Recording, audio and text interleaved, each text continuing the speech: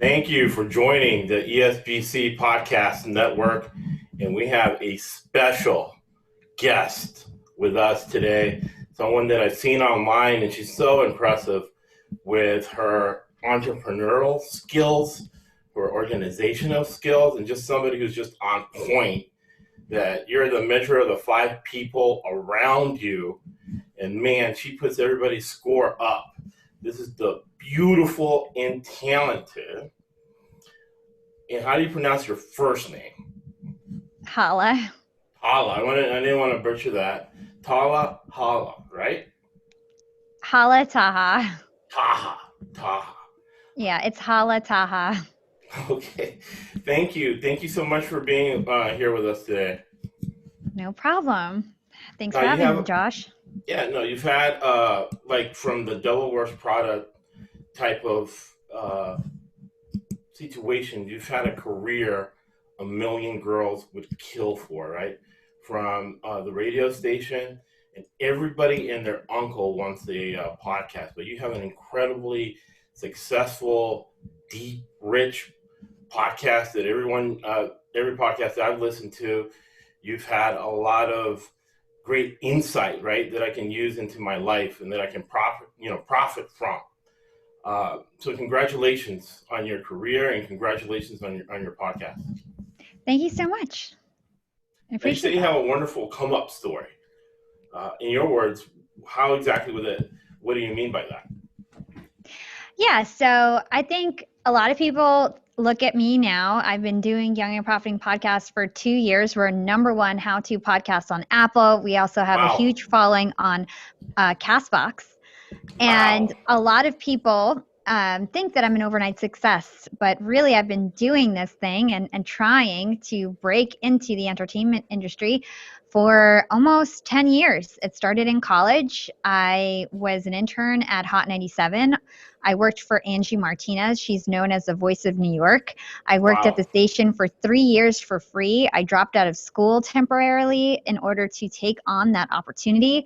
I would make money going to parties with the DJs after work and booking for hip hop showcases and things like that. And I really just gave up everything to follow my dreams of being in radio. And at the time, I actually wanted to be a singer, so doing songwriting and being in radio, and had lots of online radio shows on the side while I worked there. A lot of the DJs, if you're from New York, if you know DJ Drewski, DJ Juanito, those are the folks that I used to have radio shows with online on the side of the station. We were like both kind of all of us getting our chops stronger together.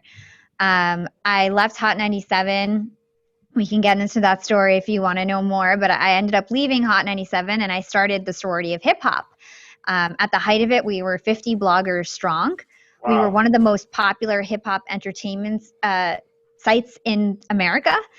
That was within 3 months. We got very popular very fast. I figured out some Twitter hacks in order to get us visibility, and almost got signed by MTV to have my own reality TV show. We did get signed by MTV. I shot 2 pilots with them, and one of the pilots was huge, where they invested over $100,000 in us at least, and got us a studio on Broadway and filmed us all summer for this pilot that they wanted. We thought we were going to be the next Jersey Shore, so like almost got a TV show where I was the lead on MTV. Nice. When I had this Sorority of Hip Hop and this website, we used to have online radio shows as well. So one thing led to another. I shut down the website because we didn't get the show on MTV. And then I got my MBA. I got a 4.0. I went into corporate, and I thought I would never get on a mic again. I was in corporate for 4 years. I just went traditional. I got promoted several times. I really thought I would never get on a mic again.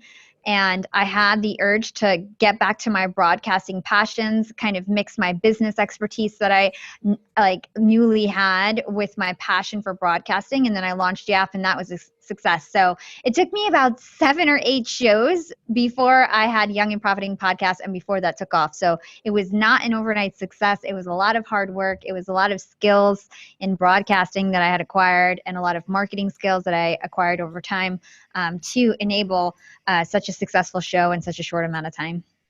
Right. And what some people don't get, 2 things. So that really impressed me about you. And in my mind, you're such a superstar that I had to get to know. I have to have on the podcast. And you know that I worked hard to get you on the podcast because of that. And selfishly, I learned a lot from your podcast, and I feel I'm going to learn a lot from this interview. So this is going to be on the motivation part of our website and podcast. And two things, right? One theme is mental toughness, and you show an extreme amount of what Andrew Cuomo was calling New York tough, right? And you show a tremendous amount of determination, right?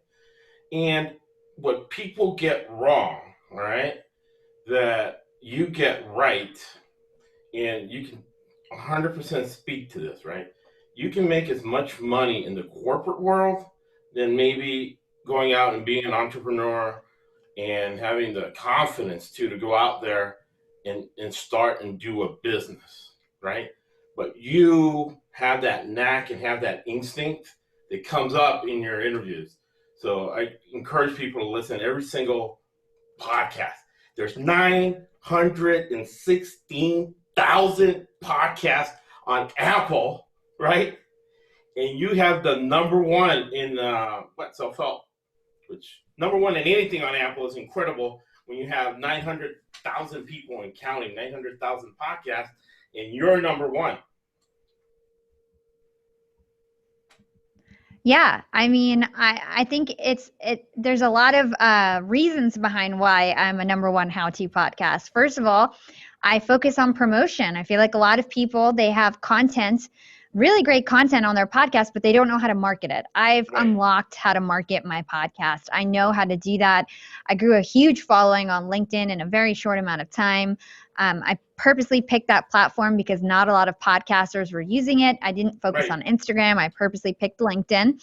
And that's how I really got the word around. I have almost 60,000 followers on LinkedIn, and almost everything I post about is related to my podcast in some way.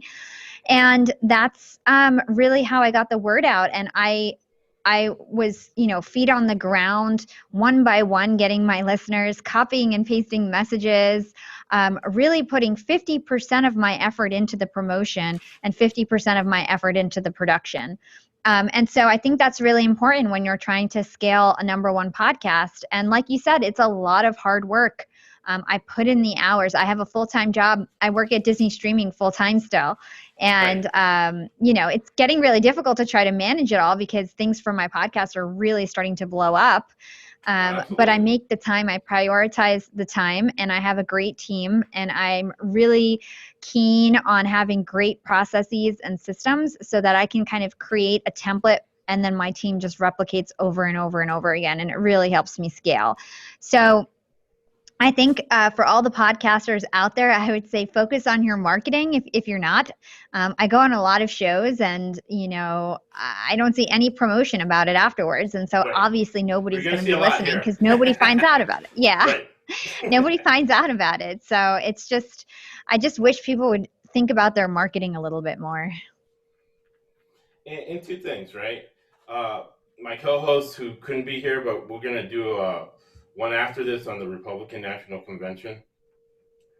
And non-political. We're just going to look at the teams and how we're being gaslighted and manipulated by both sides to go either way. But two things. What's the number one? My co-host, Sarah Lyd Robinson, from The Ringer, right? Another successful podcast, Bill Simmons. Her question was, what is it that people get wrong about you? And what's the number one thing, right, from a macro point of view that people get wrong in society? So what's the number one thing that people get wrong about me? And then the second question was what people get wrong with society? And society as a whole, because you're an extremely intelligent, beautiful person, right? But you're insightful, and you see the world through a lens that it's in the top 1%. So if Rogan's getting 100 million and you're number one on Apple, the only thing I ask is when you're in Hollywood and LA and Beverly Hills and you're riding your Bentley, least wave to Josh. Thank you. You're definitely on the $100 million track. So, Oh, thank you. wait, how many times did you get to talk to somebody who's worth probably now 100 million, right? And who knows where you can take that to $1 billion later on with investments. So, guys like us usually don't have access to somebody of the magnitude. Oh, you're flattering me. I don't know if I'm worth $100 million yet. Hey, but I got an I'm on MBA track. too, and I got securities licenses. So, willing and able to be your agent, I'll just take that 1% instead of 3%. Yeah, I mean, I think things are going great for me right now. I actually just started a podcast marketing agency in addition to everything else. And Nice. I've been landing like really big, much bigger podcasters than me to do their podcast marketing and like billionaires and $1 million CEOs. So that's really how I'm generating money. And hopefully one day I'm so shocked you're knocking it out of the park that way. Yeah. So one day, hopefully I get to as big as Joe Rogan. I'm a #1 podcaster in a subcategory where Joe Rogan's a #1 podcast in all of Apple. So I hope that's my ultimate dream. My ultimate dream is to be as big as Tim Ferriss, as big as Joe Rogan. I still have a road ahead of me, and I'm excited for that journey. In terms of what people get wrong about me, I have a lot of fans that like think it's all about me like being pretty or something. Sometimes I used to wear like headphones on my interviews because I care about my sound quality. I care about what's going on for the audio recording. I care about the information that I'm giving out. And sometimes I don't care about how I look. And so like I have fans sometimes telling me like, why are you wearing big headphones? Like you're too pretty for that. Take off your headphones. Or, you know, why are you turning your like they just think it's more about the looks or something when the premise of my show is to educate people. It's never about me. It's about how you can become financially better, professionally better, and improve in your life, and helping people believe that life is limitless. Like that's what my show is about. I interview some of the top brightest minds in the world. Mark Manson, Robert Greene. These are huge authors, billionaires, CEOs. Those are the people that I interview. And so I do a ton of research and I try to get actionable insight for my listeners. And I think that if you're following me on LinkedIn and you don't listen to the podcast, some people might think that I'm not about that it's not really about the education. And for me, it's about the education. I used to be in entertainment where it was about kind of selling sex, you know, like in hip hop and being a pretty girl. I was younger at the time and probably prettier. And I doubt that. Well, I don't know, but like I was younger and whatever, and I had like a bunch of very attractive girls around me, and like we were all very attractive girls running this sorority and hosting parties, and I had that already, and I kind of did that already. And this time, I'm really trying to approach it from like a self-improvement mindset. Like it's not about me, it's not about what I look like, it's not about sex, it's about education and business and improving in your life and living the life of your dreams. And that's what I'm about. And I think some people get that wrong about me just because of the way that I look. But I'm really happy to kind of break those stereotypes and be a relatively attractive woman in this space and, move forward that way. So I think that's one of the things that people get wrong. And then in terms of what society gets wrong in general, I don't really think that I have like an exact answer for that. I think that one thing that people do get wrong is they believe that they're too old to learn something new, or that they're too old to go back to their dreams. So I gave you guys the example of how I went into corporate after I failed. I didn't get my dream job at Hot 97 after I worked there for 3 years. I started this amazing website that got really popular really fast, and I almost got, I was almost the next Jersey Shore on MTV. But we didn't end up getting it. And I didn't end up really monetizing my blog. Even though we were so popular, I didn't figure it out and I had to shut it down, right? I got my MBA. I went into corporate. I thought I was never going to get on a mic again. I thought this was it. I tried it. I was an entrepreneur after college for whatever amount of years. Now I can't be living off my dad or whatever it was. I can't be making $500 hosting a party here and there. Like that's not sustainable. So I decided I was going to really take a regular corporate job. I ended up excelling there and getting promoted like 4 times in 4 years. And then I had the urge to get back on the mic, and I was rusty and it was difficult, and I've never podcasted before. Podcasting is totally new. I had to figure that all out. I had to learn all over again, but I did it. And now I would be so like, if I never did that, I would just be a regular person working a regular corporate job, right? But I did it, and I took that chance. And I want everybody to know that, like, if you have a dream from 3 years ago, it's not too late. Like, you always look back and you wonder, like, when I was in the Sorority of Hip Hop, I was so young, and I thought I was too old to be in the Sorority of Hip Hop. And I was in my 20s. Like, it makes no sense, you know, like to think that you're too old for something. Like, that's just in your mind. And I think people get that wrong. Age is just a number. Right. And then, you know, and then I take this from, I steal this from Robert Dyer. And you had people like Robert Greene on, right? So twofold question, and then we'll close. It's always a big mistake, right? It's a great book by Dyer, Erroneous Films, right? Huge mistake ever seek validation from any other person ever for anything, right? That's one of the biggest mistakes you can make in life. It even says in the Bible, "Cursed is the man who depends on another man." And that's such a huge mistake. And where do you have had an incredibly rich, and you're intellectually curious. That's why you and I got MBAs. We could have figured out how to survive different ways, but we're intellectually curious. And that's what you are. What, from your podcast, talking to the Robert Greenes of the world, has given you some more insight to kind of satisfy that intellectual? My wife's a psychotherapist, but I would say you got back to the mic because of that intellectual curiosity, right? It be able to find some insight from best-selling authors. We've had some best-selling authors, but not at the magnitude you've had. So what's been a lesson you've learned from your podcast, and where do you draw such? Is it from your parents, that toughness, that mental strength, right? To be so resilient and keep coming back.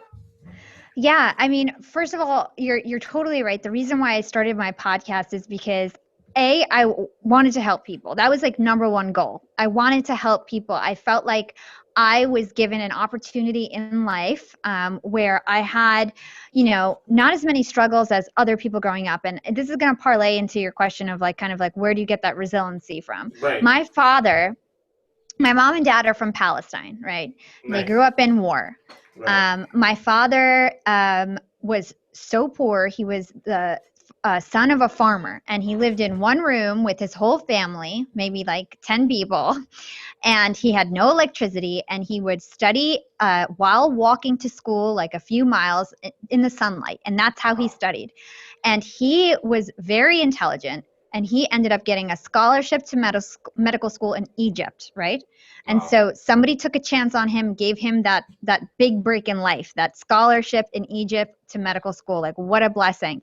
He ended up going to the US with like nothing but like a chicken and a couple of dollars, and he went for his residency for surgery. And then he ended up owning a medical center and becoming chief of surgery in New Jersey, and did amazing things. And he did it from nothing. Like, he had nothing. We would go to Palestine, and his family, like, he supported all his family in Palestine. He wasn't a flashy guy. I wasn't spoiled, even though my parents had a lot of money, because my dad was putting my cousins through college and all this stuff. So it's like, I wasn't really spoiled, but I had it easy. My dad was a surgeon, you know, and I'm aware of that. I'm aware that I had it easy, and I had such good influences in my life. And I see my other cousins who don't have good influences in their immediate family. And I see other people around me who just didn't have that much of an easy way to kind of level up in life. And I know that. And so that's why I give back on my podcast. I want to interview these amazing people so that if my listeners do not have that support system, did not have it easy, they can figure out a way to make it happen. And so my podcast doesn't like make me a whole ton of money. You know what I mean? Like Right. maybe now it is, but before it didn't. I was doing it out of the goodness of my heart to give back. And that's really why I started it. And so I can't really remember what your original question was, but in terms of like why I'm so resilient, it's my dad. And in terms of like why like my passion is to really help other people, like that's why I started my podcast. And it comes out 100% on your podcast. So we'll close with this. What's an insight that either you like to share or that you learned through doing the podcast? Because I've been fortunate, lucky, and good, and we've invested is our time, and now advertisers are coming to us. Our numbers are through the roof, and we're number 3 when you look us up online for sports betting. Oh, nice. Number 1 is Barstool Sports, $408 million investment. Number 2 is VSiN, $403 million investment. They bought their audience. Our audience is 100% organic. Same. And we love them when they reach out to us. We're extreme extroverts. So when people reach out and want pics and want hugs and want this and that, we're ecstatic about it. That's how we have gotten paid. But we'll definitely monetize because of the numbers and what I'm looking in the industry. And we can talk about numbers too later on because of your marketing firm. And so, but I've learned so much from the best-selling authors. Laura Ingraham says to LeBron James, "Shut up and dribble." Well, I got 2 MBA. I got 2 master's degrees in science, 3 successful businesses. My wife has a successful psychotherapy practice, so I can go to motivation. I can go to social justice, and I'm proud of my social justice because I have Lauren Johnson Norris, who's going to be mayor in Irvine, prominent attorney from the left. I had Dr. Steve Altright, wrote 23 books, teaches police departments from the right, and I was able to interview both of them, and we're friends, right? We're right down the middle. We're not like Fox to the red. So we're proud that as a sports podcast, we can chew gum and walk at the same time. But selfishly, with these interviews, this one included, I've learned so much, and I've applied it. Life unexamined is not worth living. So in closing, what's been the main thing that kind of shoots through your brain from the beginning of what you have learned doing your podcast and interviewing the likes of Robert Greene? And again, congratulations, man. You're so brilliant, right? If people want to just feel brilliance, that podcast interview you did with the guy from the far right from Dilbert, and how you set it up and boom, you executed so flawlessly. Thank you. Congratulations on that. So what pops out of your mind is the main thing you've learned from your podcast? I would say there's so many lessons. Like you said, I've interviewed so many amazing people, and I learned something new each time. But a big theme that I see is the ability to be resourceful. Right. That ability when you have nothing, when your back is up against the wall, when you failed, when you're down, that is the most powerful time in your life because you have nothing to lose and you have the ability to be creative and resourceful. And I think people really underestimate that. They have the excuse that I don't have the money, I don't have the skills, I don't have the talent, I don't have this, I don't have that.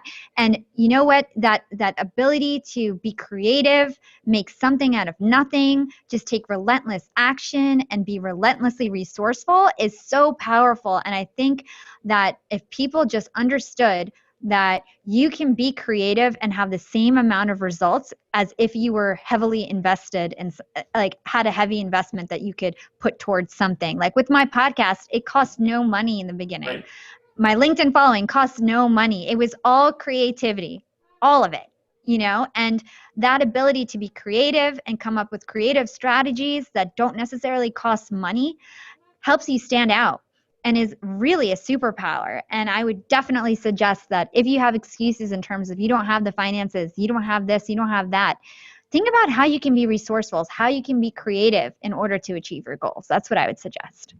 Wow, man. It's like I got a shot of energy. You could also charge $100,000 as a motivational speaker. Man, we got some magic on this podcast. with a beautiful, intelligent, incredibly intelligent, genius level, Miss Taha. Miss Taha from Brooklyn, New York. Thank you so much. I can't thank you enough for being on the Thank you so podcast. much.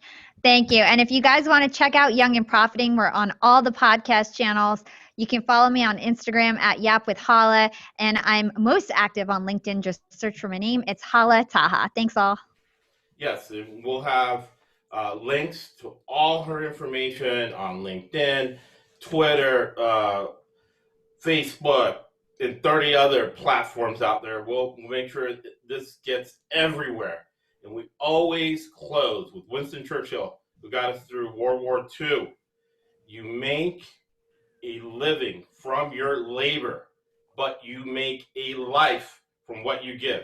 Thank you for listening to the ESBC Podcast Network.